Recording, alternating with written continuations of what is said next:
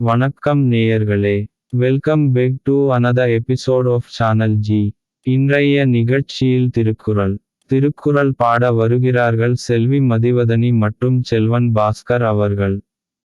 பால் பொருட்பால் இயல் நட்பியல் அதிகாரம் நட்பு. குறள் எண் 790. இணைய இவர் எமக்கு இன்னம் யாம் என்று புனையினும் புல்லென்னும் நட்பு.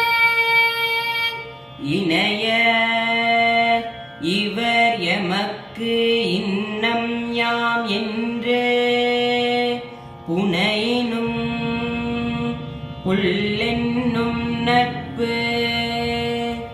இணைய